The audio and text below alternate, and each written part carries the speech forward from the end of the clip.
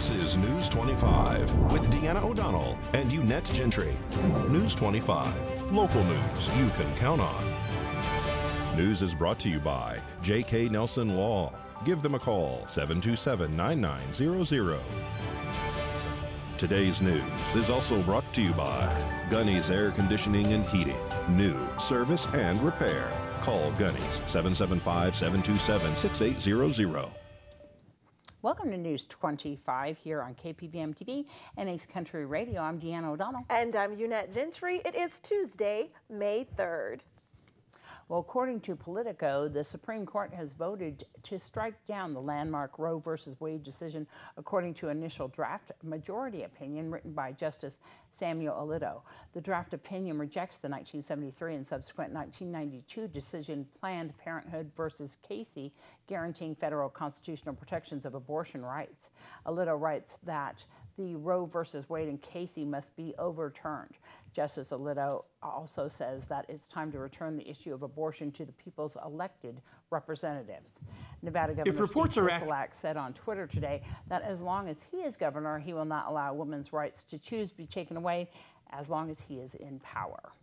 If reports are accurate, the Supreme Court is about to overturn Roe v. Wade in a devastating blow to women everywhere. Women should have control over their own bodies. And let me make this perfectly clear. As long as I am governor of the state of Nevada, I will do everything in my power to protect women's right to choose. Everything. And in local news, officials with Creech Air Force Base investigate a threat at the main gate of that military facility off US 95 in Indian Springs. And fortunately, investigators discover that threat was benign. Highway traffic was shut down in both directions, according to Nevada State Police during that investigation. The report of a possible explosive threat came across around 9:30 this morning, according to members of the Explosive Ordnance Disposal Team, who were on scene with additional law enforcement officers investigating that incident to determine the validity of that threat. And investigators are looking for a cause of a Tuesday morning fire that caused significant damage to a Pahrump home. A firefighter was hurt while working to extinguish those flames. Pahrump Valley Fire and Rescue, Nye County Sheriff's Office deputies and auxiliary units were dispatched to a reported structure fire this morning on Maple Road. Nye County Sheriff's Office deputies and auxiliary units controlled traffic in the area while Pahrump Valley Fire and Rescue attended to the blaze. Fire Chief Scott Lewis says that this fire was contained to the underneath of the double-wide manufactured dwelling. One firefighter fell through the unstable floor and injured his knee. He was transported to Desert View Hospital, evaluated, and has since returned to duty. 2 individuals were removed from the home. One declined to be transported to local medical facilities via Pahrump Valley Fire and Rescue. Chief Lewis says that the fire appears to be the result of a malfunctioning appliance. Well, if you're interested in a new job, we have a red-hot career tip for you after the break. You're watching News 25, the most recognized and farthest reaching local news in Nye County. News 25, local news you can count on. This segment of News 25 is brought to you by Dr. George Leaks, Rumps Optometrist since 1990, offering full spectrum eye care for children and adults. Call today, 727-8300. News is also brought to you by Lisa Spahitz and Mike Plasmeyer at Country Financial Insurance. Auto, home, life, and commercial. 775-727-8920.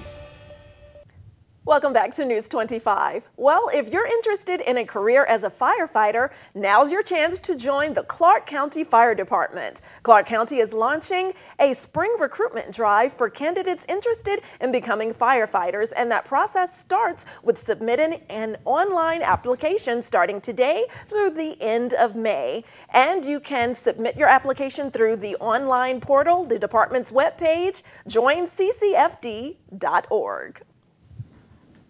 And 2 vehicles collided at a Pahrump intersection today. No one was seriously hurt.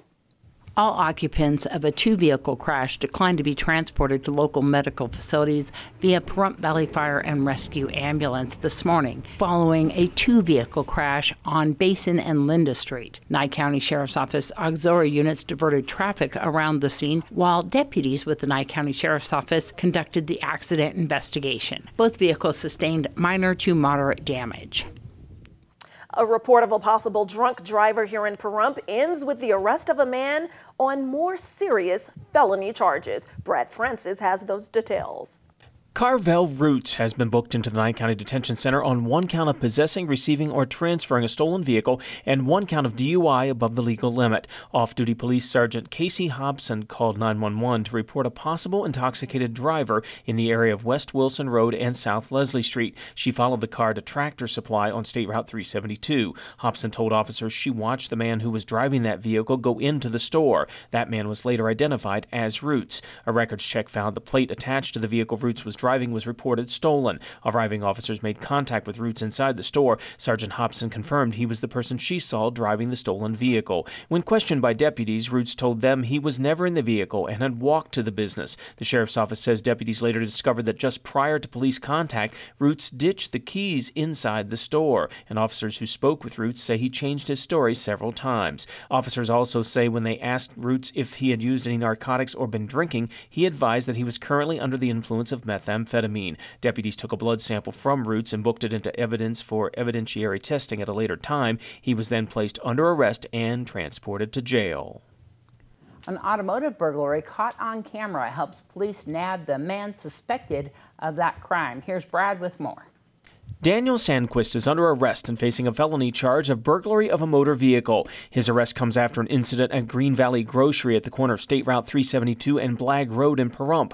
A man called police to say a purse and a cell phone had been stolen from his vehicle while he was inside the store. He further explained that a dash camera in his car had recorded a man approach his vehicle, then walk away carrying what appeared to be the purse, which had been on the passenger seat. The victim gave the camera's SD card to officers to aid in the investigation. A detective who watched the incident was able to identify the suspect as Sandquist. A short time later, deputies located Sandquist. The sheriff's office says while speaking with officers, Sandquist admitted to taking the purse, saying he needed the money. Detectives say he also uttered something about taking one cell phone from the center console. Sandquist was subsequently arrested for burglary of a motor vehicle and transported to the Nye County Detention Center.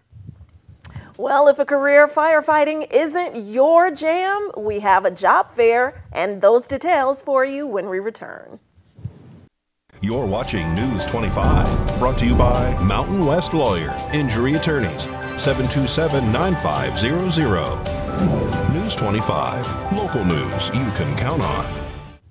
Welcome back. Well, Clark County is hosting a public service job fair with local cities and several other government agencies this Thursday, May 5th, from 11 a.m. until 2 p.m. in the North Hall of the Las Vegas Convention Center at 3150 Paradise Road. Job seekers interested in attending the event are encouraged to register in advance for the event through One Stop Career Center at nvcareercenter.org. Well, a new survey from Cleveland Clinic has some interesting findings about how Americans view mental health. For more, here's our report. According to a new Cleveland Clinic survey, the majority of Americans find taking small moments throughout the day is beneficial to their mental health. Psychologist Dr. Kia Ray Pruitt explains why. I think people get bored too, so you might look forward to maybe a longer work day or feel like you can sustain a longer work day if you're giving yourself these little breaks throughout the days. However, mental health breaks aren't always feasible. The survey found about 2/5 of parents said they would like to take mental and emotional breaks, but haven't been able to find the time. So what can people do when they're too busy? I think it's looking at the time you do have, and if it's not a necessity, if it's not urgent in the moment and you know you need a break, I think just giving yourself permission to say, you know what, I'm just going to go to my bedroom for a minute and just do some relaxation breathing, or I'm going to ask for help from another family member. About 3/4 of those with strong mental health say socializing with others is beneficial for their mental and emotional health, compared to 53% of Americans with low mental health. If you have really good contacts with other people, really good connections with other people, then you may feel safer to be more vulnerable with them as well. About half of those with strong mental health also said that exercise helps improve or maintain their mental health. Dr. Pruitt says it doesn't have to be strenuous activity either. A physical activity doesn't have to be, that heavy exertion. It could just be taking a leisurely walk somewhere, or even stretching or doing yoga. For Cleveland Clinic, I'm Brittany Harris. Thanks, Brittany. Well, turning back now to local news, our Las Vegas Aces are hoping for a slam dunk during their upcoming season opener.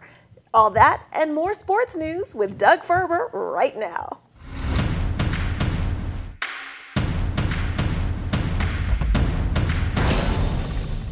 Hello, sports fans. The Las Vegas Raiders scored highly in the draft. The Aces are prepping for Friday's season opener, and the Las Vegas Aviators have an emerging star. I'm Doug Ferber. The Las Vegas Raiders were awarded a B for this year's NFL draft, as graded by writers and broadcasters around the country. The Raiders selected 2 running backs and 4 linemen over the weekend, including their first pick, Dylan Parham, a 6'3", 311-pound guard out of Memphis.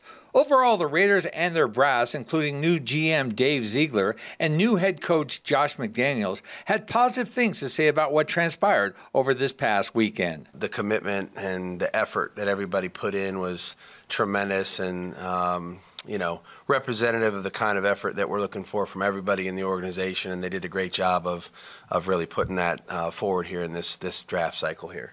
Good first run for us, and just like all first runs, there's things that you learn too, and things that we'll go back and we'll, like we do with every process, we'll go back and look at what went well, what areas we need to improve, and then come up with solutions to the areas that we need to improve. And I'm talking about the whole process. The Las Vegas Aces of the WNBA, also owned by Mark Davis of the Raiders, played their first and only preseason game Sunday in Minnesota, losing to the Lynx 89-86. But new head coach Becky Hammond praised her team's efforts.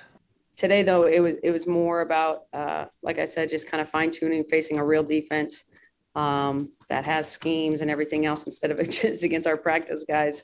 Our rookies, I thought, got a good little lesson there in the fourth quarter, how to take care of the ball and what wins and loses basketball games. And they're going to hear me preach all day and all season about rebounding and taking care of the ball. In her 5th year with the Aces, guard Kelsey Plum said although there are many changes on this team, she believes the Aces are ready for their opener this Friday in Phoenix. We made some mistakes, but we can continue to clean those things up. And I mean, our group that has played together, I think feels very comfortable with each other. And, if anything in this league you've learned, it's about chemistry, right? And being able to put pieces together. So we're trying to build off of what we've done last year. And I thought the new guys did great. It's a rush to put people, like you're wide-eyed. I remember when I was a rookie playing in my first preseason game, I feel like my head is spinning. So just super proud of them. And, we'll build off of this and get ready for Phoenix. Although the Vegas Golden Knights season is over as of last Friday, the Henderson Silver Knights, the AHL affiliate of the Golden Knights, won their last 6 games, all at the Dollar Loan Center. They take to the ice tomorrow night in Colorado with a first-round playoff clash with the Eagles, who the HSK has beaten 6 of 9 times this season. The series will be best of 3, all played in Colorado and broadcast on Fox Sports Radio 1340 AM beginning at 6:05 p.m. The Las Vegas Aviators took the final 3 games of their 6-game series with the Tacoma Rainiers at Las Vegas Ballpark this past weekend. And if you haven't heard of Aviator catcher Shea Langelier, pay attention. On Friday night, with Las Vegas leading 5-4 in the 9th, Rainiers outfielder Marcus Wilson hit a 2-run homer to give Tacoma a 6-5 lead heading to the bottom of the 9th. That's when Langelier hit a walk-off 2-run homer to win it 7-6. On Saturday, Langelier hit 2 more homers in the Aviators' 10-2 win, including one that was clocked at 110 miles per hour off the bat and sailed over the Las Vegas Ballpark sign and left, bouncing off the City National Arena building. Langelier had another instrumental RBI in Sunday's 6-5 win. The 24-year-old catcher is hitting .316 with 9 homers in the first 24 games of the season. The Aviators are now 13-11 heading into Sacramento for a 6-game series beginning tonight. The Northern Arizona Wranglers will be here Sunday. Kickoff is set for 1 p.m. For KPVM 25 TV Sports, I'm Doug Ferber. News 25 WeatherCam is brought to you by Lerner and Rowe Injury Attorney's Office in Pahrump. In a wreck, need a check? Call 702-877-1500.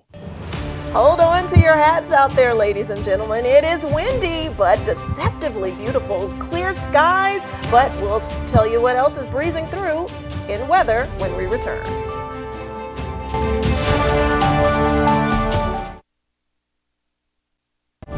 News 25 weather is brought to you by Dairy Council of Nevada. The splash of cream in your coffee, the dollop of sour cream on your burrito, the melted toasty cheese on your pizza. Undeniably delicious, undeniably dairy. Enjoy what's real. Hi, good evening, Nevada. It's John Kohler from the KPVM Channel 25 Weather Studios. Nice to see you on a Tuesday. And check out this weather map. Oh, my goodness. Fernley Fallon, 67 degrees. Y'all are weather twins. Look at your tie. Carson City, 68. Wow, you finally moved out of last place. And Tonopah takes your place at 63 degrees. The cool spot in the state today. Goldfield up to 66. Pretty nice out in Beatty at 77. 82 in Amargosa and Las Vegas, and out in Death Valley. A little bit cooler today, just a scant 92. Here in the paradise of Pahrump, let's take a look. 79, that's our current temperature. It was 80 just a titch earlier. Northwesterly winds, boy, they blew all day long. It says 19 mile per hour average. I think it was pretty much all day, 19 miles per hour. Man, it was a little bit, it was windy. I'll just say that. Sun rose this morning at 5:48 p.m. Setting this evening at 7:33. Won't that be a gorgeous sunset as those winds buffet us from the north-northeast to 12 miles per hour all night long as we head for our low of 56 degrees. And as we head on into Wednesday, Thursday, Friday, let's take a look. Sun shining on me. Look at those temperatures getting up into the low 90s. Friday looks like about where they peak out at 92.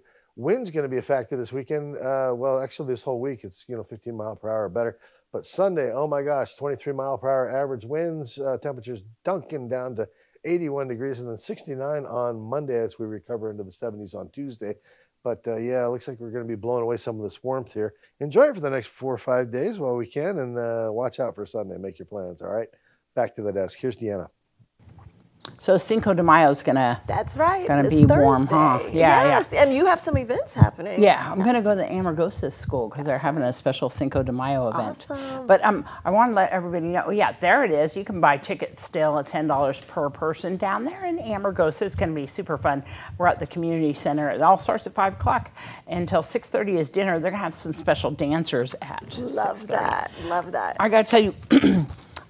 We did the show Small Town News, and that's right. And you were nominated. Congratulations! Thank you. Tell them about your award that you deserve.